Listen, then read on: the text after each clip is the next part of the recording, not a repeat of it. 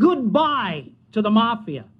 It's goodbye to the concessionary contracts. It's goodbye to those who have lined their pockets and who have put the membership in last place. What's up, everyone? Welcome back to We Rise Fighting Labor Podcast, bringing you today's labor news and analysis. Today we have another awesome episode. We're going to bring you the news and we're going to talk about the 1997 UPS strike. I am Rick Urrutia. I am here with Jerry and Brian, and we're going to get into the news right after this. Say we're free. Rumors flying, must be lying. Can it really be? Can't conceive it, can't believe it, but that's what they say. Slave no longer, this is Freedom Day. Freedom Day, it's Freedom Day. So welcome back, everyone. Again, this is We Rise Fighting, and we are here with today's labor news from across the country. Brian, you want to kick this part off? What's going on in the world? Yeah, we got a couple major strikes. Good to see you all today. We send solidarity to everybody listening. As of this morning, thousands of Columbus teachers are on strike in Ohio, and we send solidarity to them, members of the Ohio Education Association. They went out on strike over primarily issues of air conditioning, HVAC, and pay raises. But in the middle of August, very high degree temperatures as we're experiencing, the district didn't want to cough up more funds for the very necessary life-sustaining air conditioning and HVAC units and other things that educators and students need in the community. So right now, their picket lines are up and they're out in the streets. So any support that we can give them would be great. Resolutions, or if you're there in the city, please drop by the Union Hall and drop off food and beverages and gift cards. That'd be greatly appreciated. And while this is happening, we have folks like Nancy Pelosi and Joe Biden going around the world talking about human rights, but kids can't even get air conditioning units in Ohio. So this is exposing a lot of what's going on. Also, another strike that's happening is the UAW 180 strike. And there's also a sister local on strike in Burlington, Iowa against CNHI. So they make equipment for tractors on farms. And they've been out almost now 4 months now, every day, 24/7. So again, you can go to the UAW Local 180 Facebook page and find out how to support them. You can send gift cards right to the Union Hall via mail, or if you're close by, stop on the picket lines, bring supplies, and if you can pass support resolutions, that would be greatly appreciated. 4 months out is a long time, but they're still out there strong, and they have some negotiations this past week, but they're not giving up. The workers are out there, strong community support, and the kids just had a back to school by the women's committee there. Got a lot of supplies for the kids in Burlington and in Racine, and so if you can help with that as well, that'd be great. So we send solidarity to both of these brothers and sisters and friends on strike in Ohio and in Wisconsin and Iowa, and there's going to be a lot of other information as well on our Facebook page, We Rise Fighting, about other labor struggles that are happening. So thanks. That's right. Thank you, Brian. And yeah, always please feel free to check out our Facebook page for We Rise Fighting Labor Podcast. A lot of the articles and videos that we look at, ourselves in our research, we posted on those pages. And also feel free to like and become friends with it. So there's that. Also now, Jerry, with the Starbucks update. Okay, folks. Yesterday, thousands of workers and activists went to a mass rally at Cambridge Common in Cambridge, Massachusetts, to hear Starbucks rank and file leaders speak on a platform with Sean O'Brien, president of the Teamsters, and Sarah Nelson, president of the flight attendants. And the campaign to organize chapters around the country is a national campaign now, and efforts are underway to nationalize the organizing campaign, and you'll be hearing more about that in the next few weeks. At the moment, the campaign is led by a rank and file organizing committees at the local and national level. I think it's no exaggeration to say this is a total rank and file led campaign. Workers are going to NLRB hearings and filing their own unfair labor practice charges, and with some of the help with Workers United, they're They're winning unit determination hearings, and they're winning campaign after campaign. Right now, there are 300 stores that are either unionized or in the process of having certification elections to unionize, which is 3% of the 9,000 stores across the country. So this campaign is taking on a certain character, and we're going to talk about it later on in the broadcast and draw some lessons from the 1934 general strike that might help us understand the best way to strategize the future of this campaign. I think that's about it right now, except to say that right now the campaign is organized in just about one store a day. So if you are in earshot of this podcast, please go to your local store, ask for a cup of Union Strong coffee, ask them if you're a union, if you could support them, give them an organizing kit, give them some t-shirts and union cards and buttons. Get in touch with National Starbucks Workers United leadership to help organize that store. Let's light up the country. Let's light up these 9,000 stores to show them what a mass movement of rank and file workers can do. Thank you. That's what's up. That's right. You know, yeah, the Starbucks organizing is really exciting, man. I think one of the statistics you mentioned is that they're they're at a rate of organizing about one store per day. Is that correct? Yeah. Yeah, that's incredible. Yeah. So honestly, this is a good breath of fresh air for the labor movement. You know, this little organizing wave of Starbucks workers, and yeah, I look forward to talking about it a little further down on this episode. On my end, you know, the news that I have for folks is kind of continuing on following Amazon workers' organizing efforts. This time around in late July, I believe, or maybe just a couple of weeks ago, Amazon workers at San Bernardino, California, walked out. There were 150 workers that walked out out of about 800 total workers at the facility. Their demands were to get a $5 an hour wage increase to a base pay of $22 an hour.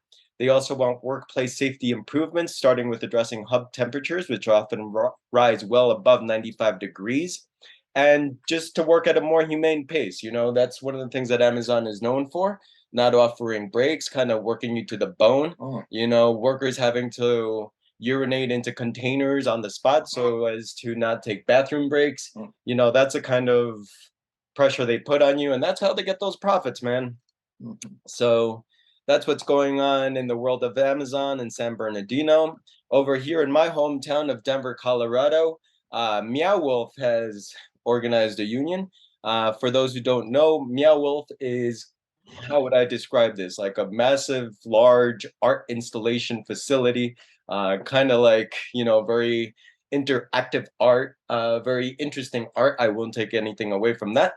But yeah, according to the Westward, our weekly entertainment magazine here, on July 5th, a collective of Denver employees issued a statement saying that they had formed a union to join the Meow Wolf Workers Collective under the Communication Workers of America Local 7055. You know, one of the things that the workers said in this article from the Westward is, I believe a part of the origins of organizing came from having our hours cut back in the winter of 2021. We signed on with the expectation of stable hours. There were no seasonal positions in place to accommodate for this change, and I never saw anyone laid off in order to collect unemployment for a period of time.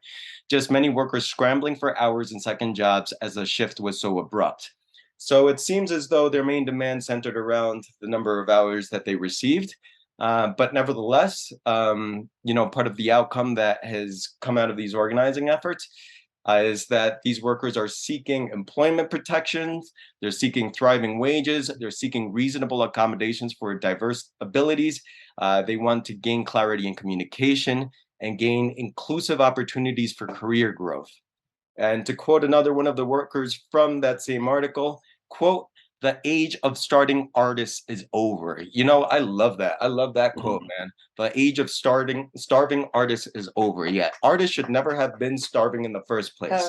We have an obligation to demand diversity in our staff and in our work. The company and our union must use our platform to boldly dismantle the outdated and toxic cultures that harm our society and prevent humanity from achieving a better world. How awesome is that quote, man? It's like, that's what I love about that quote, is it ties it all together, man. The stuff that happens in the workplace, the stuff that happens in the contract, let's all build towards the better world, man. Let's not keep our demands to the workplace. These demands apply to society.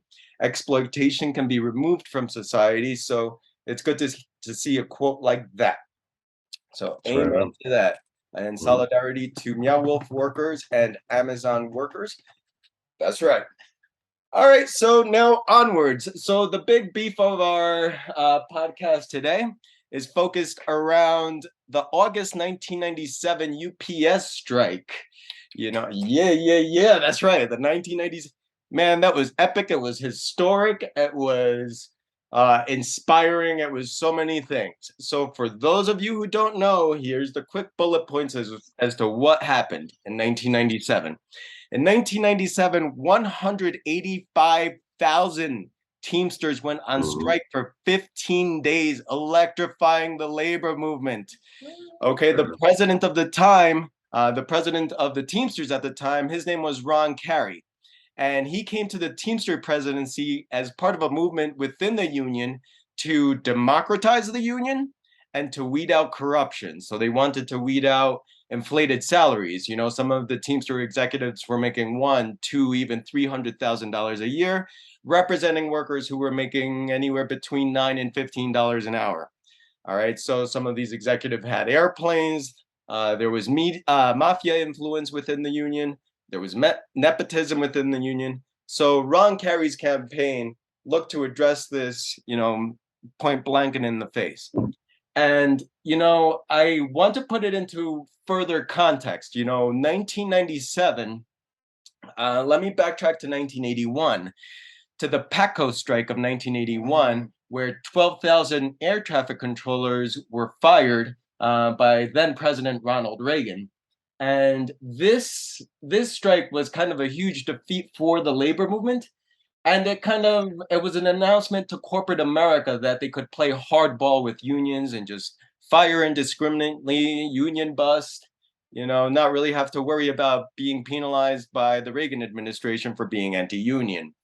And so the PACO strike, the PACO defeat, if you want, the repercussions of that lasted for a long time. And I would argue that they're still amongst us. But nevertheless, the 1997 strike was a moment where, the labor movement in the U.S. saw some hope again. And we were hoping to reverse what happened with the PACO strike. We were hoping to recharge the labor movement with 100,000 UPS workers being on strike and carrying out a very successful strike at that. So it energized the movement. But as you will see and hear throughout the course of today's broadcast, it wasn't quite an entire victory. But nevertheless, it was a victory. And how did that go down? Okay, well, for starters, the union prepared for the strike for over a year before the strike took place. So, letting the rank and file know that the strike was taking place, surveying the 185,000 members of the union to see, what their grievances are, to see what they wanted to fight for, building the strike fund, and basically reaching out to the community, gaining solidarity from the community, letting them know why they want to go on strike so the community understands and is supportive and in solidarity. The Teamsters also reached out to other unions. So in the many rallies that took place before the strike, these other unions would show up and express their solidarity. And that was another big part of, what helped them win this. And so in the end, what came out was that the big demand or the big slogan was part-time America doesn't work. And the reason for that was because of the 185,000 workers that went on strike, 60% of them were part-timers, and they were making $9 an hour.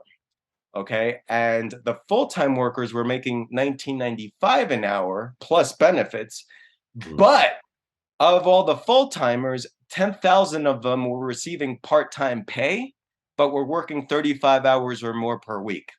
So obviously they had some stuff to kind of sort it out, and their demand became to fight for full-time jobs. Their slogan became "Part-time America doesn't work."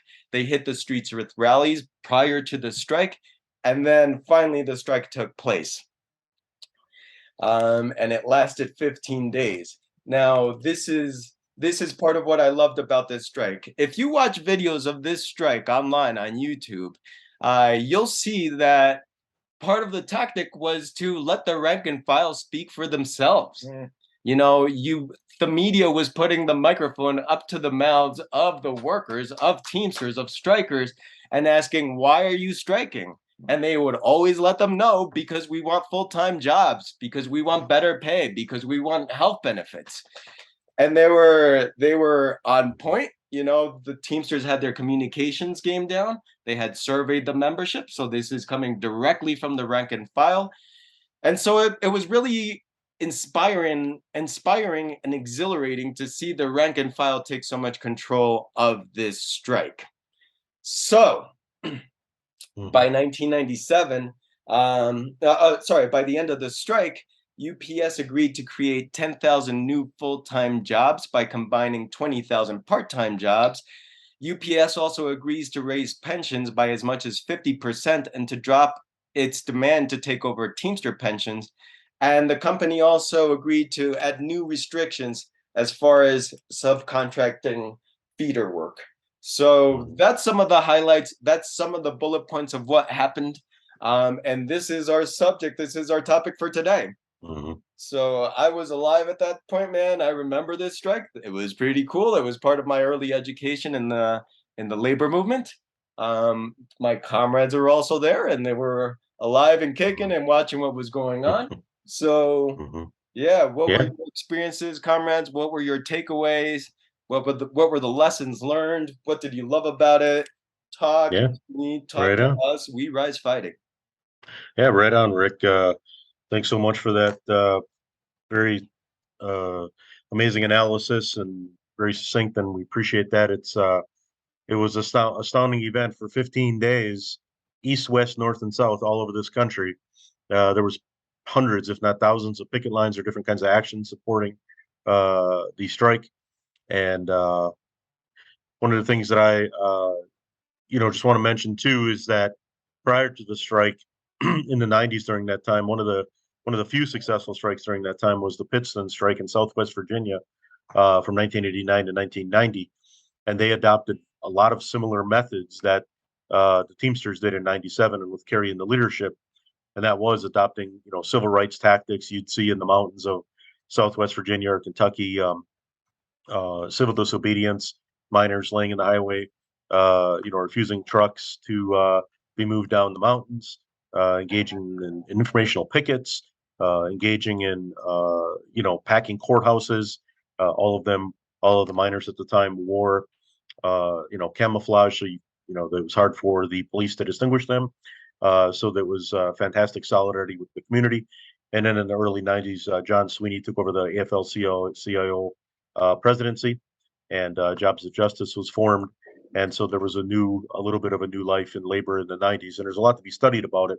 And I think collectively here we agree that we're raising this strike in 1997, the Teamsters strike specifically, because there's so many lessons to be learned from it. And as we've discussed previously in other podcasts, we're not just talking about this for history's sake, but it looks to be the case that there's a lot of talk in a potential strike again with the Teamsters against UPS in 2023. As we discussed, the Starbucks workers are on the move. A lot of fast food workers are on the move, and other workers across the country are unionizing. So we felt that it was a perfect time to raise this successful strike in '97. And I just want to echo what Rick said. Some of the things that I noticed, and we're going to post the video onto our Facebook page from the strike. It was exactly, in our view, I think, at least in my view, how a strike needs to be run. There was a mass-based participation and preparation for the strike. It just didn't happen. There was months leading up to it where there was a lot of preparation with labor and community solidarity. And as we see in the videos, there was every sector of our working class was involved in a lot of different ways, right? Both organized folks, you see, members of the UAW and other workers, but also students and community folks. You see, African American pastors in the South, in Atlanta, Georgia, and all over the country, and that's the way Kerry was leading this. And he understood, I think, his orientation was that strike taking on one of the biggest Fortune 500 multi-billion-dollar companies like UPS was not going to be won with 185,000 workers. It needed to be an entire class-wide offensive against UPS, and that's what we see in that video. And that's why after 15 days, and especially after Kerry threatened to escalate the actions to, not necessarily general strikes yet, but he definitely mentioned that it was going to go beyond the picket lines and starting having, other escalated actions, such as assemblies potentially in cities that made Wall Street stand up and take notice that, that this was not just going to be a regular strike. And it's also noteworthy that, the Clinton administration did not want this strike. They wanted it to be, these workers to sit down, and these workers defied the Democratic Party and the Clinton administration. That's right. And they fought in their own interest. They united with the community and they won. And so we're raising this today. There were some things that needed to be, discussed about this strike leading into 2023.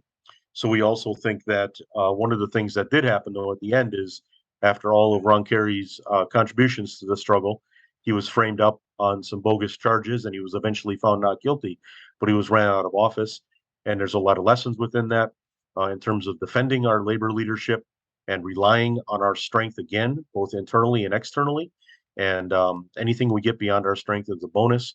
But Ron Kerry fought for us, and it's unfortunate to what happened to him, and the people who engaged in his railroading need to be held accountable for that. But he gave a great service to our class, and we won that strike thanks to his leadership and some of the stuff we've described out here today. So I'll just leave it to Jerry or Rick to take it from here. Okay. We want to say one more thing about the Teamsters, and that is that current international president, Sean O'Brien, who comes out of Local 25 in Boston, where I'm from, gives every indication of having the militancy and the fight to lead this struggle. And I want to, yesterday, Sunday, he spoke to thousands of workers and activists in Boston and Cambridge Common, and I want to quote from what he said. He directly named Starbucks CEO Howard Schultz as one of the several corporate leaders who, quote, need a beating by way of organized strikes. Quote, they need to know what it feels like to be pushed around by the schoolyard bully that they are. They need to understand that they're only successful because of their workers on the front lines, unquote. In Boston and elsewhere, we know that Teamster truck drivers are not crossing picket lines to deliver provisions to striking stores in Boston. That certainly has been the case. We have the longest strike in Boston now. We're going into our second month. Our picket line and the people who are willing to join it grows by 10 or 20 people every day. We're up to 150 people. It's a strike that is drawing the attention and the support of youth in Boston, as this is a youth movement whose time has come. So again, if you're hearing this podcast, go to your nearest Starbucks store, talk to them about the union, get them connected with Workers United, get in touch with the Workers United in Boston, and let's build this campaign of the workers. That's right. Those are some of the three hot spots in labor right now, right? Starbucks, Amazon, and the possible upcoming Teamsters strike for next year. So, if you're listening to this podcast and you're taking an interest in labor, keep your ear to the ground for those struggles, because there's stuff happening. That strike, that 97 strike, was pulled off because of, in my opinion, because of the amount of solidarity received also from other unions and community members. Speaking to some of what you talked about, Brian, like the union, the rank and file were reaching out to the community, knocking on doors, knocking on business, telling businesses, hey, we may be going out on strike. This is why. And I think the benefit to that is that you include the community, you include them in your struggle, so you get their support, you get their solidarity, and they're not turning around and saying ignorant things like, oh, these greedy union workers just want more money. No, man, they were making $9 an hour in 1997. All right. And actually, another thing that I picked up as far as part of the contract victories from 1997 is that the contract said that by the end of the contract, and it was a 5-year contract, so 1997, that would be 2002, would be the end of the contract. So by the end of the contract, part-timers would be making $15 an hour. And again, this is in 1992, $15 an hour in 1992. The Occupy movement didn't pick up $15 an hour as a demand until 2009. Okay, so this is like even ahead of that time. And, you know, even when Occupy picked up that demand, it was a very radical demand. But not if you're organized, man. Not if you have community support. Not if you have rank and file militancy. Not if you have an organized rank and file. Not if you have solidarity from other unions. Not if you have sympathy, compassion, and again, solidarity from businesses and stuff like that. So, but all that sort of thing takes work and it takes preparation. And that's exactly why we're doing this podcast today, is just to let folks know and, you know, share some of the lessons from the 1997 strike, that this stuff doesn't just happen. You know, it takes preparation, it takes work. Some of it is very simple too, you know, like surveying the rank and file. You know, this stuff it's not brain surgery, man. It's not rocket science. You know, it's very simple. And actually, Jerry, this reminds me of some of the tactics that you were talking about from the 1934 strike. Sorry, right before the podcast, we were geeking out on labor history and talking about a 1934 textile strike and the flying squadrons. So speaking to the simplicity of the tactics that can be applied, Jerry, what were those flying squadrons about? There are a lot of parallels between the rank and file led organizing a strike of the 1934 textile strike workers of 421,000 workers, still to this date, the biggest single strike in U.S. history.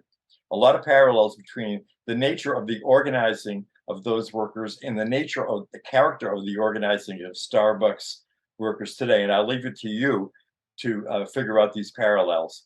In 1934, it was the heart of the Depression. Textile workers from Maine to South Carolina were seeing their hours cut. They were seeing their work stretched out in the mills.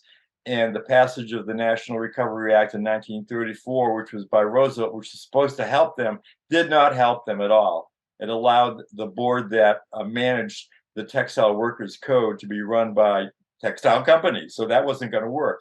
So workers started going on strike. And the strike spread from, I'm not exactly sure where it started, but it was national in character, from Woonsocket, Rhode Island, Lowell, Massachusetts, all the way down to South Carolina. If you can believe it, South Carolina was a bastion of working class militancy in 1934. And how did that campaign get started? Just like the Starbucks workers campaign got started. It went from worker to worker to worker. It went from mill to mill to mill. Their national union did not have the capacity or the desire to, in fact, to push that strike. They even urged the workers to stop the strike, at which time the workers went to the National Conference of the Textile Workers Union and said, you had better endorse the strike or you're out. They endorsed the strike. And from that point on, thousands and thousands and tens of thousands of workers from Maine to South Carolina organized their strikes. How did they do it? Not too much different from the way the Starbucks workers are doing it. They went from mill to mill. They got in cars. They called them flying squadrons. And in the Carolinas, at one point, 60 cars holding hundreds and hundreds and hundreds of workers fanned out throughout the Carolinas, went to every mill they could find and called the workers to come out and go on strike. And they were very militant about it. And if you didn't go on strike, they would pull you out of those textile mills and make you go on strike. That's how this strike happened. And that's how it got bigger and bigger and bigger until the National Guard was called out in these states by state. And something between 13 and 20 workers were basically killed and machine gunned to death. And that's how that strike was suppressed. And there was nothing that the state writ large, the federal government, could do to help them. So what the parallel today is for you to draw. We have a prairie fire organizing campaign going from coast to coast of Starbucks workers. They need all the support and the capacity they can get. Workers United, their union, is a great union, but more help is needed to grow this strike and nationalize it. And we don't want what happened to the textile workers in 1934 to happen to the Starbucks workers in 2022 and 23. Right. So we cannot afford to let down our support for this campaign. So join Starbucks Workers United, get in touch with organized stores, visit your local stores. And the final word I want to say about this is that there are contending forces in all of this labor struggles. One is the state, the role of the state, and one is the power of the workers, the rank and file workers, to control their own destinies by their militancy and self-organization.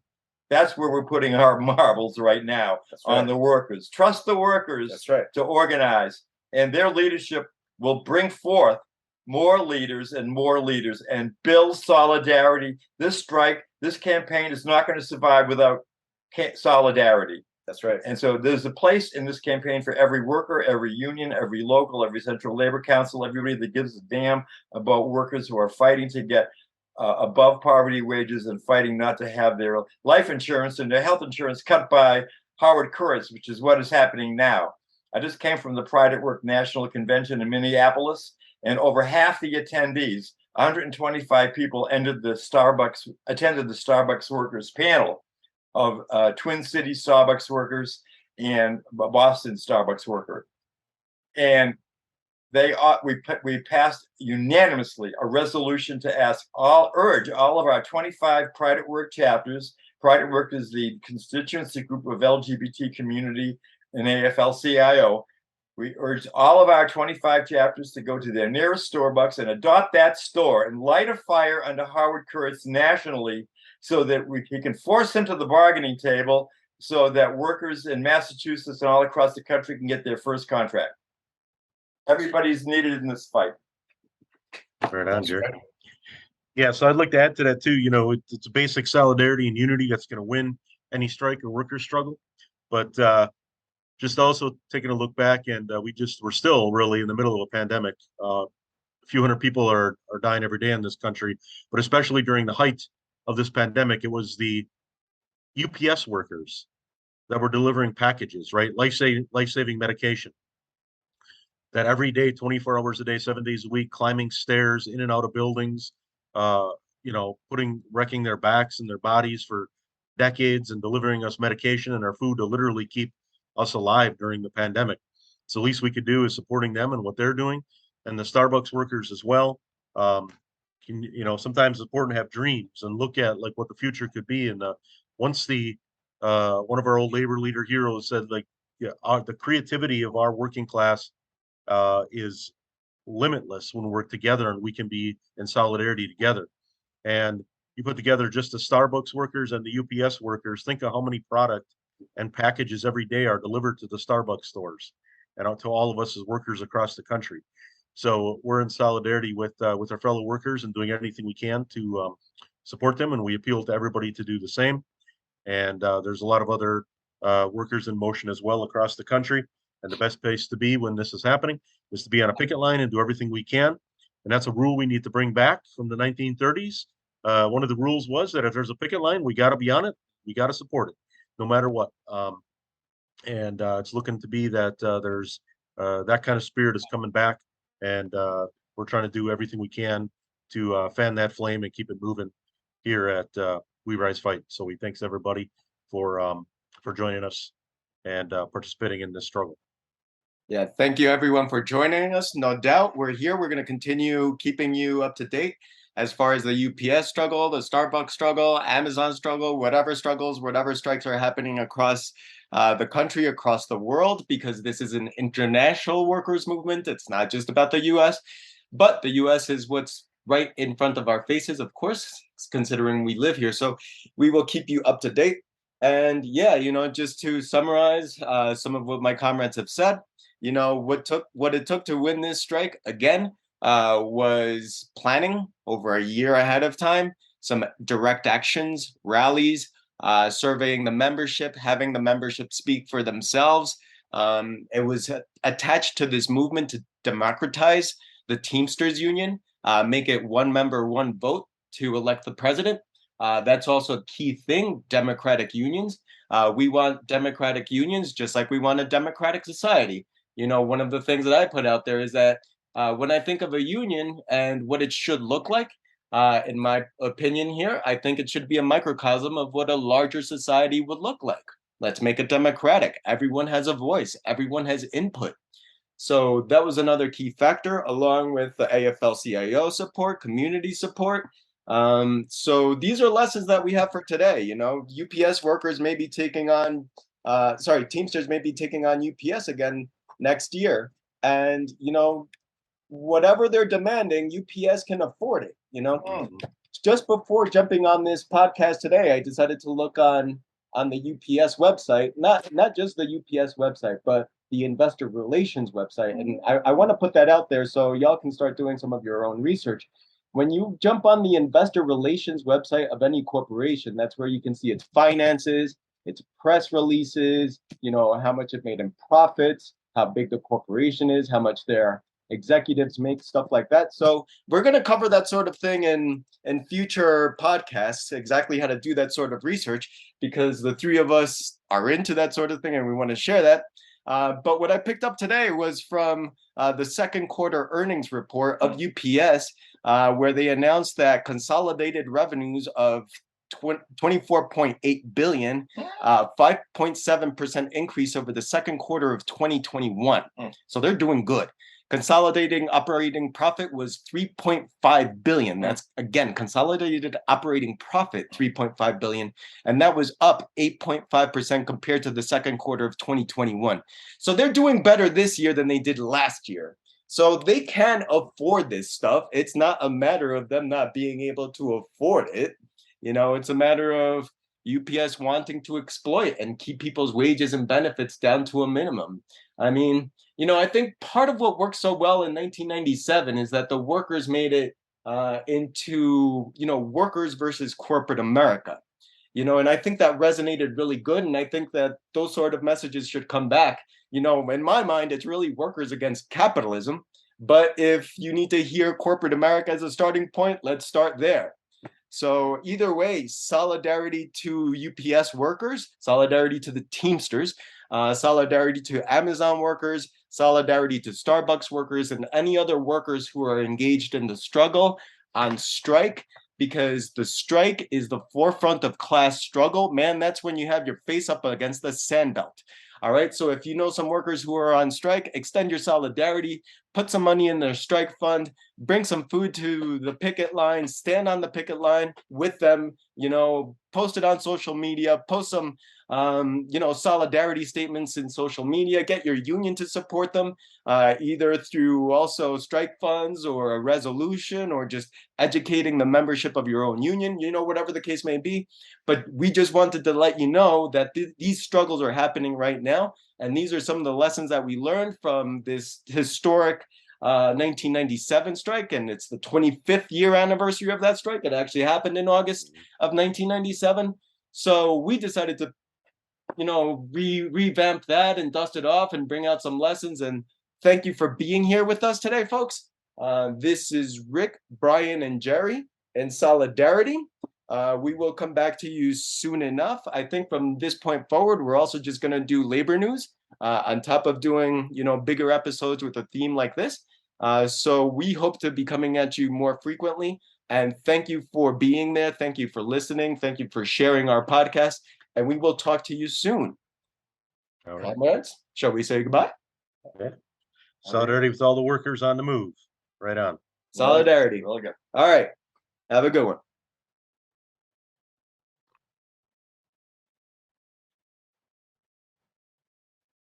How do I stop the